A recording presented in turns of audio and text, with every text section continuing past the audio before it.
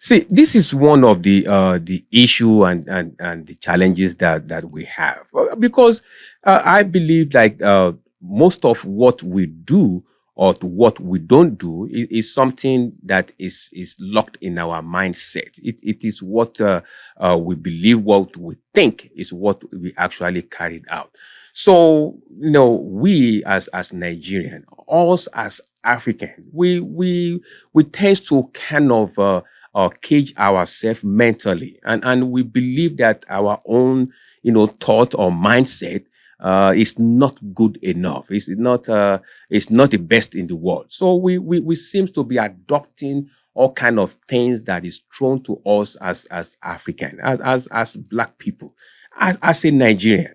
This is not just narrow to Nigeria. I'm taking it to us black as African as a whole. That you know a lot of things has been thrown to us, and everything that happened it didn't just happen. It happens because it is meant to happen. Something was planned. Something was discussed. Something was it was agreed upon somewhere unknown to us as African or unknown to us as Nigerian, and was carried out. And now we've seen it, but we don't understand that it was actually meant to be that. It was actually planned like that. It was a plan. It's a strategy. When we were colonized, it didn't just come and say, oh, we're going to print down your government and we're going to be ruling you. They didn't come like that. They came strategically. And that is how they took over and they began to colonize us. So colonization, didn't just happen all of a sudden. It's a gradual process, a strategic, system action that were carried out. And to me, right now, it still seems that the same thing still continues. We are still being colonized mentally. Our mental thinking, our psychological thinking, the way we understand stuff is still colonized. But now we have the power to stop it right now. We have the ability to stop it right now. This is what I'm going at. This is what I'm saying. And I'm sure most of us or we have think about it, or maybe we have not kind of take a minute and look at it.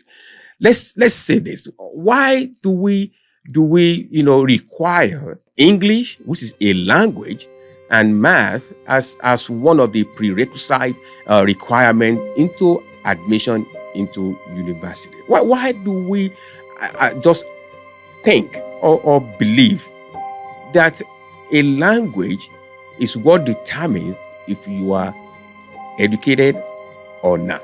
There's no difference between English language and Yoruba language. They are both languages. They are languages, a medium of communication. That's all it is. Okay? But the difference that we see that makes us psychologically start thinking otherwise is because the English colonized bunch of countries, introduce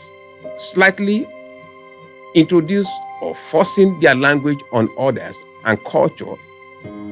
Now it's being spoken like in many countries. Then it makes it acceptable to us that if you don't speak their language, if you don't speak the English language, then you are not educated. Language and education is totally different. And this is where I'm going at. It's totally different. Language is a medium of communication. Education is understanding of your environment, of your culture, of what is going on within and around you. Are you educated about your community? What is going on in your culture? The understanding of your country. Are you educated about it? We are adopting, as African, as a Nigerian, adopting language as a prerequisite requirement to go into university. We are requiring math as a requirement to go into university, to go into college. Not physics, science that will bring out hope. It is not health medical, biology, things that can help us be healthy as a nation. None of those. Not chemistry. None of those. But it is language and math. I don't see how language help us to develop as Nigerian. I don't, because we have a medium of communication already. We have one. Now, if we want to choose one for a general language, I'm not against that. I don't against that. But should it be one of the requirements?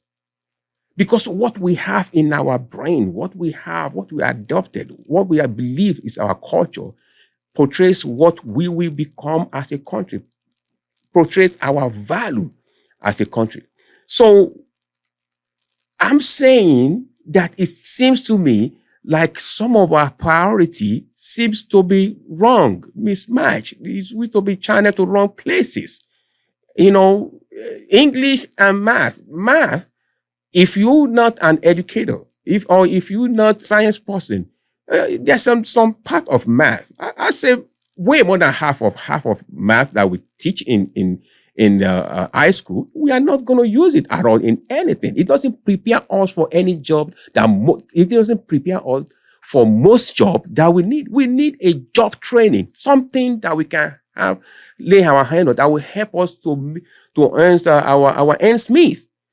That will help us to earn our ends meet, so that we can develop as individual and collectively as a country.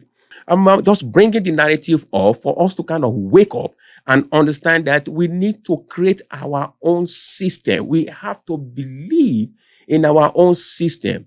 If something that will prepare us, that will prepare our youth for job market, for job, for creativity, for production.